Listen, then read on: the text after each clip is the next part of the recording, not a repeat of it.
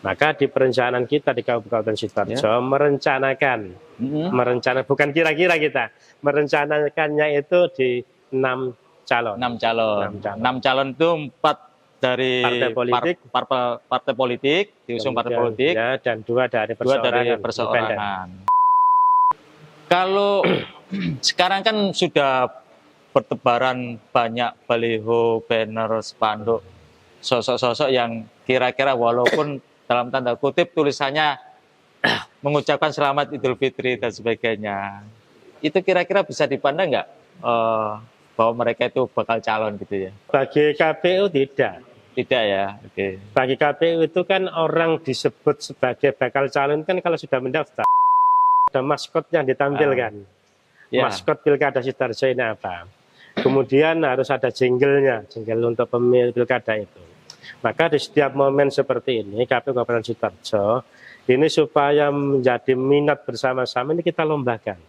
Kita lombakan meriah ya. Supaya juga meriah, masyarakat tahu lombanya kapan. Kemarin di pleno KPU hari Senin kemarin sudah kita rencanakan, insya Allah 1-2 minggu ini kita akan melakukan proses 2 lomba itu, 2 lomba jingle maupun maskot yang nanti akan kita tampilkan, kita sampaikan pada masyarakat saat peluncuran atau launching pilkada itu.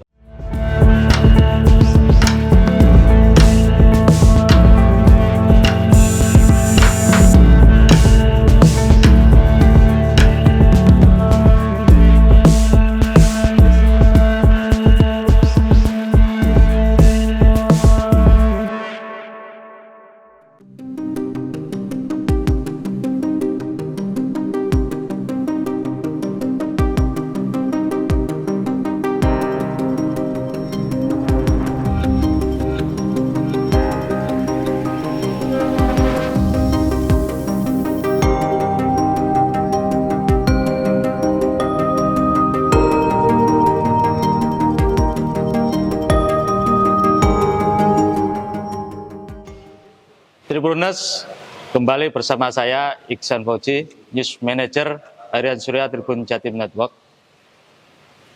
Kami meneruskan roadshow keliling dari KPU ke KPU.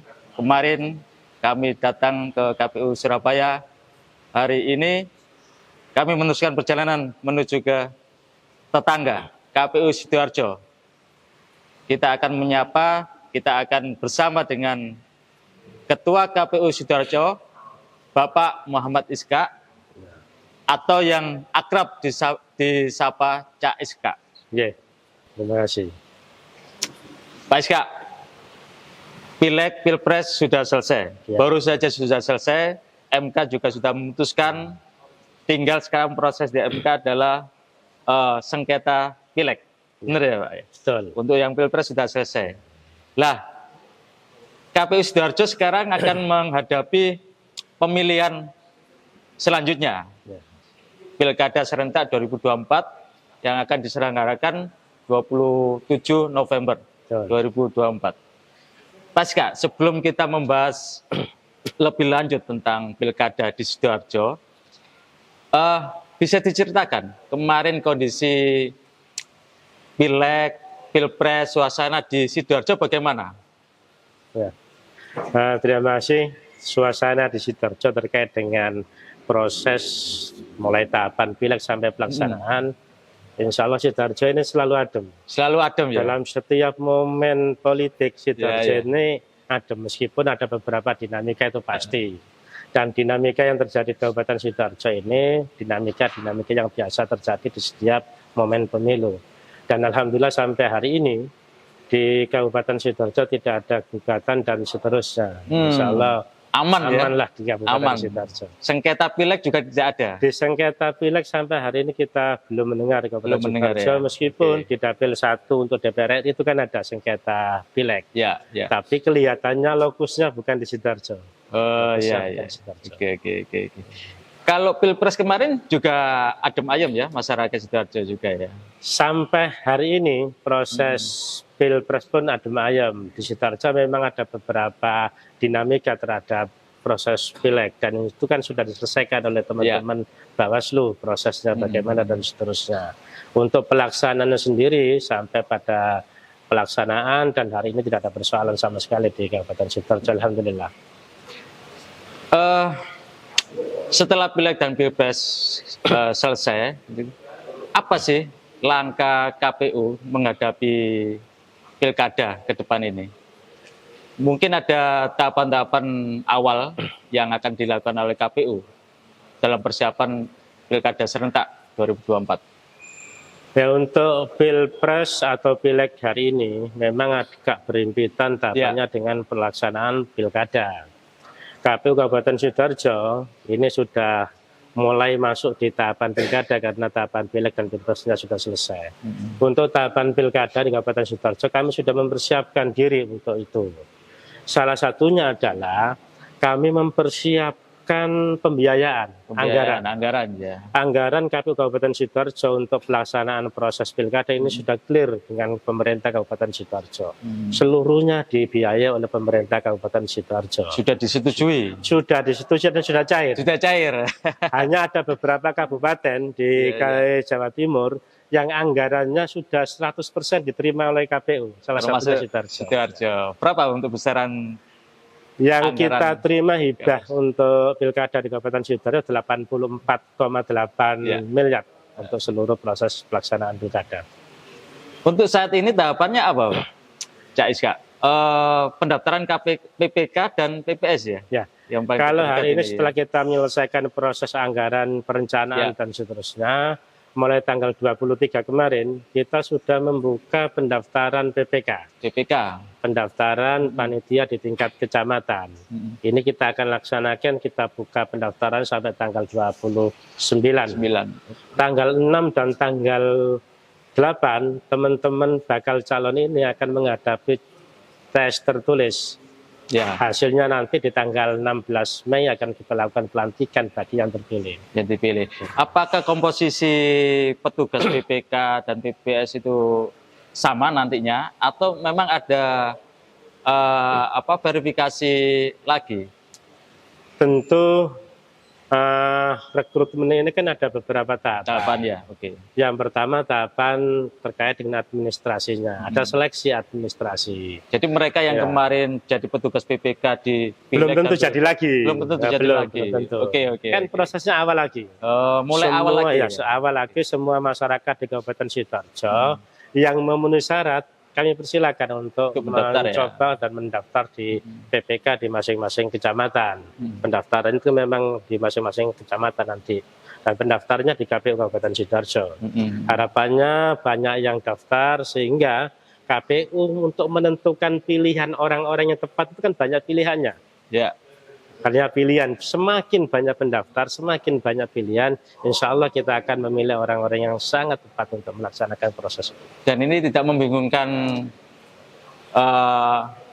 orang yang menyeleksi ya Pak ya? Enggak, tentu dengan banyaknya calon itu kita malah senang. Pilihannya banyak, pilihannya banyak.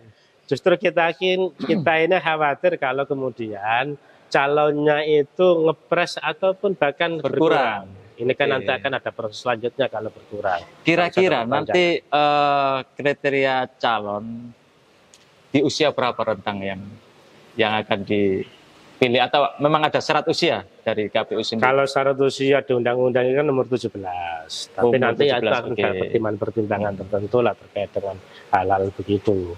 Yang paling pasti bahwa kita untuk menentukan calon sampai menjadi calon terpilih ini banyak kriteria. Di samping kriterianya kemampuan, integritas, kemudian hubungan dengan masyarakat dan seterusnya.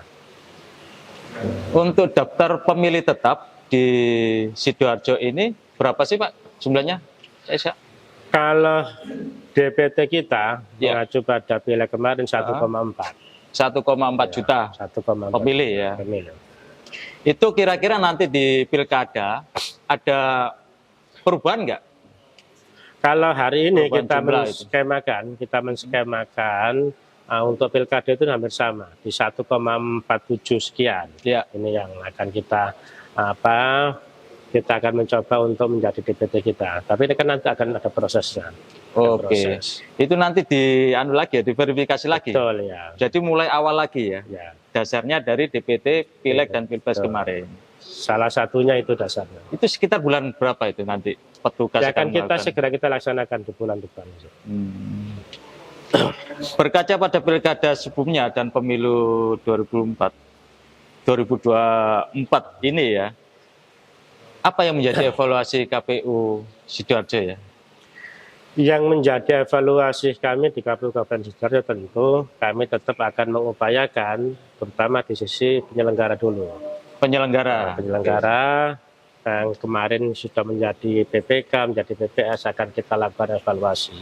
Di sisi apanya? Yang pertama di sisi kemampuannya, di skill dan kemampuan. Yang kedua di sisi integritas. Apakah penyelenggara ini ada catatan terkait dengan integritas? Tentu ini juga akan menjadi bagian dari evaluasi kita untuk memilih orang yang tepat untuk atau kita di tahun 2020. Itu penyelenggara itu nanti ya. Untuk penyelenggaraan. Tapi kira-kira dari catatan itu banyak enggak catatan kepada para penyelenggara yang di bawah KPU? Kalau banyak tidak, pasti Ya, ada. pasti ada ya. Terutama teman-teman ad hoc yang mendapatkan rekomendasi Bawaslu itu akan kita lakukan pengkajian. Kalau mereka daftar kembali di ad hoc kita di tahun 2024 ini nanti ya. CSK, hal yang kerap terjadi di setiap pilkada, hampir setiap pilkada itu adalah persyaratan administrasi calon. Gitu ya. Contoh misalkan ada laporan ijazah kandidat yang tidak sah atau palsu gitu ya. Di Sidoarjo apa pernah terjadi kasus semacam ini selama CSK itu menjabat komisioner KPU Sidoarjo? Kalau terkait dengan administrasi calon itu, di setiap pemilu kan mesti ada catatan-catatan, ada masukan masyarakat.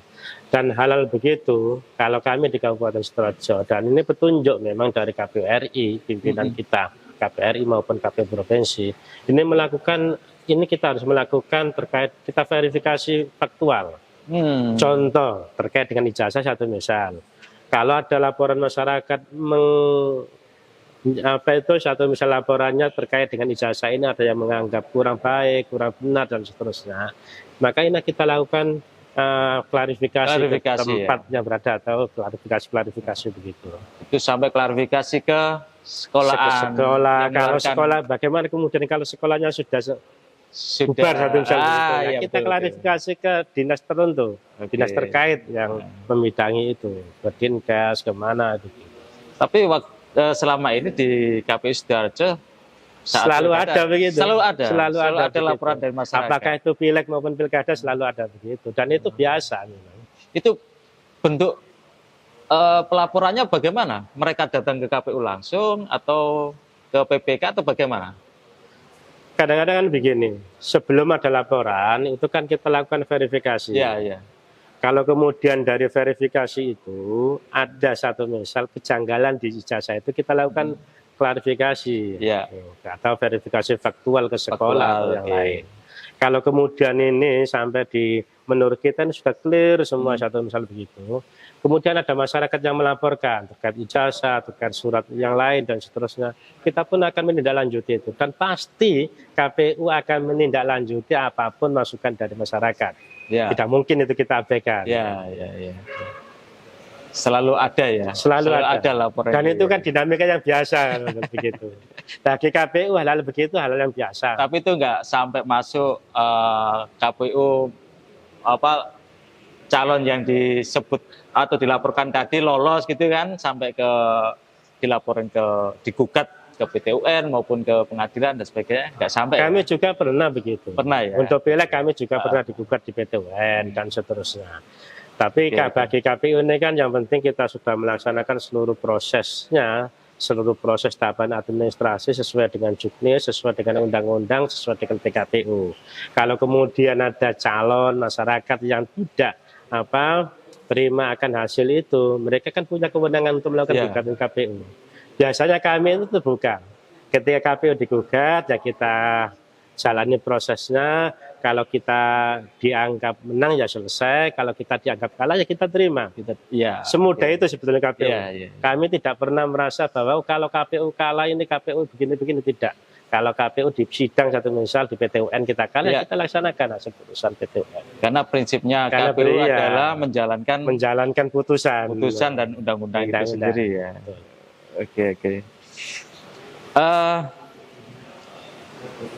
Kalau pilkada ke depan ini, Cak Iska, itu kira-kira berapa pasangan calon sih yang bisa ikut dalam kontestasi nanti? Kalau KPU itu kan selalu berpegang pada prinsip, ini kalau ngomong terkait dengan pasangan calon, Ya, ini kan kita ngomong perencanaan kita. Ya. Ini berhubungan Berkaitan dengan anggaran. anggaran, Ya, oke. Tentu kan begitu. kalau Maka kurang nanti kalau sulit kurang nanti nantinya. sulit nantinya. Makanya Oke. KPU itu kalau di Kabupaten Sidoarjo ini selalu membuat perencanaan calon ini maksimal. Mm-mm. Kalau kita hitung hari ini perolehan kursi Kursi di itu, DPRD ya. di DPRD, Ya, ini memungkinkan kalau kita simulasikan seluruh partai ini kita Ya. gandengkan begini, ini memungkinkan ada 4. ya. Memungkinkan akan ada 4 calon. Dan Ada tentu 4 kita calon, juga akan oke. fasilitasi calon perseorangan atau independen. Ya, Maka di perencanaan KPU itu 4 dari partai politik dan kita rencanakan untuk calon perseorangan atau independen itu 2. Maka di perencanaan kita di Kabupaten Sidoarjo merencanakan bukan kira-kira kita merencanakannya itu di 6 calon. 6 calon. 6 calon. 6 calon itu 4 dari partai politik, diusung partai politik, Ya, dan 2 dari 2 dari perseorangan. perseorangan. Ya. Oke. Ada enggak ya partai yang bisa mengusung calon sendiri dari hasil pileg kemarin, pileg 2024? Kalau hitung-hitungan kemarin, karena Ya. meskipun belum kita melakukan penetapan kursi dan Ya, calon itu sendiri, kalau hitung-hitungan di pemilu tahun 2024 ini hanya 1 partai politik satu partai yang politik. bisa memenuhi 20% dari jumlah kursi di Kabupaten Sidoarjo. Berapa sih Pak kursi partai yang bisa mencalonkan sendiri? 10 kursi. 10 kursi. 20 dari 50. Partai apa itu Pak? Partai Kebangkitan Bangsa. Partai yang Kebangkitan Bangsa. Di atas 10. Itu hasil sementara ya, Iya. menunggu sengketa MK ini ya.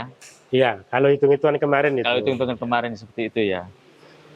Kalau sekarang kan sudah bertebaran banyak baliho, banner, spanduk, sosok-sosok yang kira-kira walaupun dalam tanda kutip tulisannya mengucapkan selamat Idul Fitri dan sebagainya.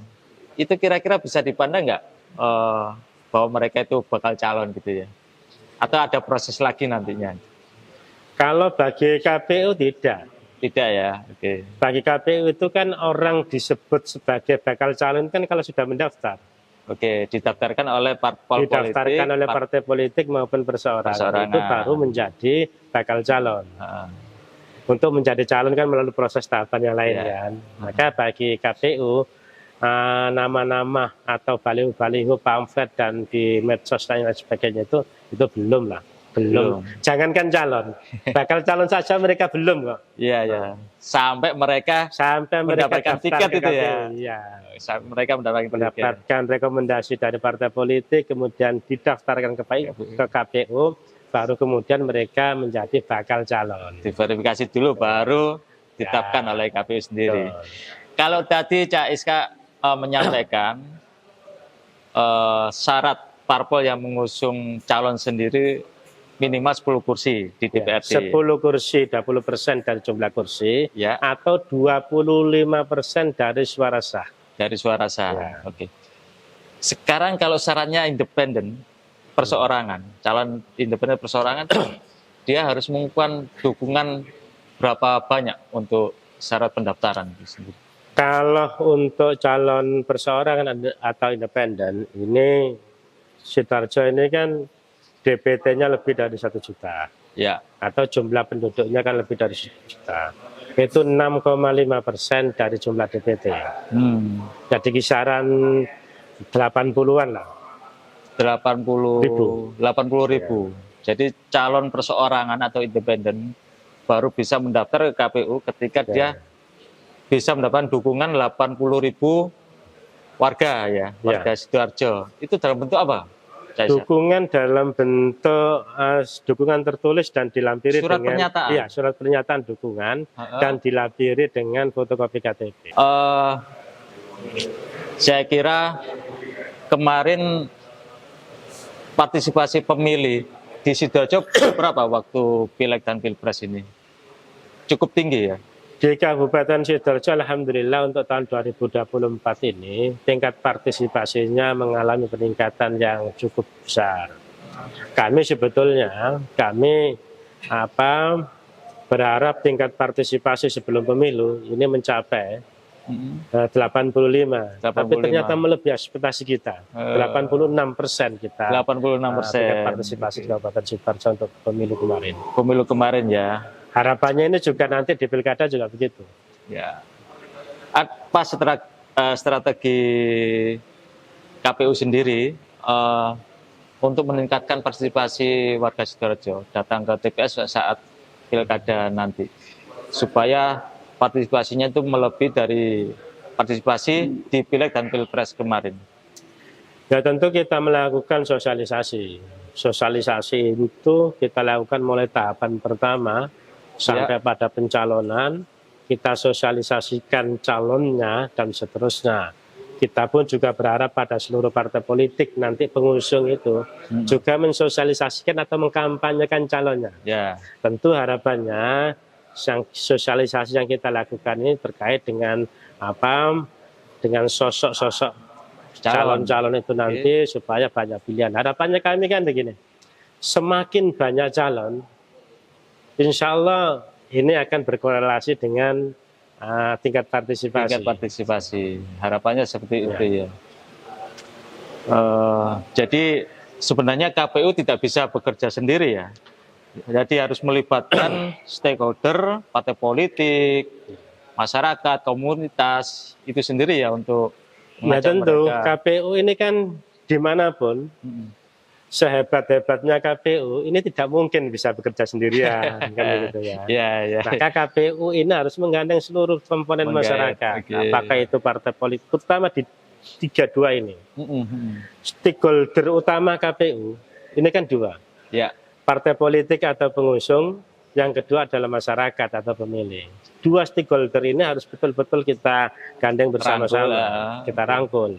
Kalau dengan partai politik pasti, kalau dengan masyarakat biasanya dengan ormas-ormas, dengan tokoh-tokoh masyarakat, kemudian dengan kelompok-kelompok masyarakat yang lain, LSM dan seterusnya. Ini semua harus berkolaborasi bersama-sama kalau kualitas pemilu di Kabupaten Sidoarjo, terutama di tingkat partisipasi ini bisa meningkat. Ya. Nah ini menarik ini, kualitas pemilih dan partisipasi masyarakat ini. Ya. Bagaimana KPU mengedukasi masyarakat supaya nanti mereka memilih calon yang benar-benar sesuai hati nurani mereka. Artinya bahwa mereka datang ke KPS tidak hanya sekedar memilih, tapi mereka berpikir untuk Sidoarjo 5 tahun ke depan. Apa kira-kira strategi KPU? Kalau KPU strateginya kan tentu sosialisasi. Kita kenalkan seluruh pasangan calon di Kabupaten Sidoarjo pada masyarakat. Tentu pengenalannya pun juga harus disampaikan juga terkait dengan visi misi dan program kerjanya ke masyarakat. Jangan sampai ada satu orang pun masyarakat Sidoarjo kalau tanggal 27 November itu ada pilkada, yang pertama. Yang kedua, jangan sampai ada kelompok masyarakat di Kabupaten Sidoarjo yang tidak tahu calonnya siapa saja, visi misinya apa, kemudian programnya apa. Ini harus semua tersampaikan pada seluruh kelompok masyarakat sampai tingkat paling bawah. Sehingga masyarakat dalam menentukan hak pilihnya ini betul-betul bisa memahami, oh kalau ini nanti visi misinya, program kerjanya begini. Supaya nanti ketika jadi, masyarakat juga bisa mengawal dengan program kerjanya. Betul. Ini yang kata kunci yang harus benar-benar ditanamkan pada pikiran masyarakat. Betul. Mereka bisa mengawal pemimpin Sidoarjo ke depan ya. Betul. Fenomena hari ini yang kemarin juga disebut-sebut oleh MK di sidang MK adalah bansos, politik uang dan sebagainya. Itu kan menjadi persoalan di setiap pemilu kita. Lah, apa sih strategi KPU sendiri mencegah supaya kandidat maupun siapa aja lah ya melakukan politik uang, dan bagaimana imbauan kepada masyarakat atau pemilih sendiri? Ya, kalau terkait dengan politik uang, KPU selama ini sudah menyampaikan kepada masyarakat bahayanya, termasuk ancaman pidananya. Ancaman pidananya. Berapa tahun itu? Ancaman pidananya kan 3 tahun. Kalau bagi yang menerima atau memberi. Oh, kalau ini kena. Sudah diproses di Bawaslu, kemudian Gakumdu, dan terbukti bersalah, ancaman pidananya 3 tahun. Dendanya 1 miliar itu. Dendanya 1 miliar. Dendanya 1 miliar. Ini selalu kami sampaikan ketika kami melakukan sosialisasi pada masyarakat. Kemudian terkait dengan yang fenomena yang kemarin disampaikan sedang MK, bansos, kemudian program dan seterusnya. Ini sebetulnya kalau kita melihat Undang-Undang 10 tahun 2016 itu kan disampaikan. Bagi bupati dan bupati dan pemerintah atau petahana, kalau mencalonkan diri dan seterusnya atau tidak mencalonkan diri, ini kan sebelum 6 bulan kan tidak boleh. Tidak boleh kan menggunakan bantuan sosial ini. Maka ini sebetulnya harus menjadi ranah kita bersama-sama. Di pasal 71 ayat 3 itu kalau tidak salah itu disampaikan begitu. Maka ini harus kita kontrol bersama-sama, masyarakat harus paham ini kan. Masyarakat harus paham. Oh, bantuannya ini kira-kira berapa bulan sih disampaikan kepada masyarakat. Kira-kira kalau disampaikan dekat pemilu, orang akan berpikir ini politisasi. Ada politisasi. Maka untuk melihat itu, semuanya harus tahu ada Undang-Undang nomor 10 tahun 2016 itu di pasal 71 ayat 3 itu. Itu semuanya harus dipahamkan supaya apa? Supaya kita bisa saling mengingatkan kepada pemerintah, terutama petahana yang mau mencalonkan kembali. Jadi 6 bulan sebelum penetapan calon. Berarti kalau sekarang sudah nggak boleh. Harusnya begitu, harusnya sekarang. Kalau penetapan calon bupati, wakil bupati tanggal 22 September. 22 September. Betul. Artinya kalau ditarik belakang Maret kemarin Maret ini kan. Maret kemarin ya nggak boleh. Baik, Cak Iska. Terakhir bagi warga Sidoarjo bahwa KPU akan menyelenggarakan lomba lomba jingle dan maskot. Ya betul ya Iska. Bisa diceritakan kenapa kok dilombakan, tidak mau bikin sendiri KPU? Bagaimana? Di setiap momen pilkada. Kemarin di pilkada tahun 2020 pun juga kita begitu. Sebelum kita melakukan peluncuran atau yang lebih kita kenal dengan nama launching pilkada ini kan. Launching itu kan ada 2 hal yang harus kita launching. Yang pertama kita pastikan pelaksanaan tanggalnya dulu. Yang kedua kan harus ada maskot yang ditampilkan. Maskot pilkada Sidoarjo ini apa? Kemudian harus ada jingle untuk pemilih pilkada itu.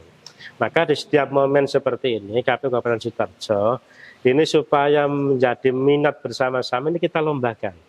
Kita lombakan supaya juga meriah, masyarakat tahu lombanya kapan. Kemarin di pleno KPU hari Senin kemarin sudah kita rencanakan insya Allah 1-2 minggu ini kita akan melakukan proses 2 lomba itu, 2 lomba jingle maupun maskot yang nanti akan kita tampilkan, kita sampaikan pada masyarakat saat peluncuran atau launching pilkada itu. Kapan launchingnya? Launching pilkada? Kita masih melihat waktu yang pas. Masih melihat waktu masih direncanakan oleh divisi divisi sosialisasi kita. Waktu yang pas kapan? Tentu waktu yang pas ini kan juga harus sesuai dengan kondisi setempat. Boleh tahu nggak bocoran hadiahnya ini untuk masyarakat yang memenangkan lomba jingle dan maskot nanti? Kalau dahulu kan hadiahnya di samping sertifikat, kemudian trofi itu ada uang. Ada uang ya. Oke. Baik, warga Sidoarjo jangan lupa ikut lomba jingle dan maskotnya KPU Sidoarjo menghadapi Pilkada Serentak 2024. Terakhir, Cak Iska, sebagai penutup, kami berharap Cak Iska memberikan himbauan atau closing statement tentang harapan KPU kepada masyarakat Sidoarjo menghadapi Pilkada 2024 ke depan? Ya, KPU Kabupaten Sidoarjo ini merasa bahwa kami di Kabupaten Sidoarjo ini tidak akan mampu melaksanakan pilkada ini sendirian tanpa turut serta dari seluruh komponen masyarakat di Kabupaten Sidoarjo. Maka kami atas nama seluruh KPU Kabupaten Sidoarjo berharap masyarakat ini berpartisipasi aktif untuk sama-sama mensukseskan pemilu pilkada tahun 2024. Kemarin di pemilu tahun 2024 di pilegnya kami di Kabupaten Sidoarjo dan seluruh masyarakat sudah menyaksikan sendiri bahwa tingkat partisipasi kita meningkat. Kita juga berharap tingkat partisipasi untuk pilkada juga meningkat. Di tahun 2020 tingkat partisipasi kan 71%. Hari ini kita nanti akan merancang bagaimana sampai tingkat partisipasinya itu sampai 80%. Itu harapannya itu bisa terlaksana kalau seluruh komponen masyarakat di Kabupaten Sidoarjo membantu KPU dalam bersama-sama untuk mensukseskan pemilu. Harapannya itu sekali lagi saya sampaikan pada seluruh masyarakat Sidoarjo, tolong bantu KPU untuk mensukseskan pemilu. Yang jelas lagi adalah pilih calon pemimpin sesuai hati nurani. Itu yang paling penting. Yang paling penting. Memilih itu kan harus sesuai dengan hati nurani. Karena itu yang menentukan Sidoarjo ke depan. Satu suara masyarakat itu menentukan nasib Kabupaten Sidoarjo. Menentukan nasib dan masyarakat Sidoarjo. Baik Tribuners, di ujung waktu kita berbincang dengan Cak Iska, Ketua KPU Sidoarjo. Saya Iksan Fauji, News Manager Harian Surya, Tribun Jatim Network, pamit undur diri. Sampai ketemu di lain kesempatan dengan penyelenggara KPU lainnya di kabupaten kota di Jawa Timur. Sampai jumpa.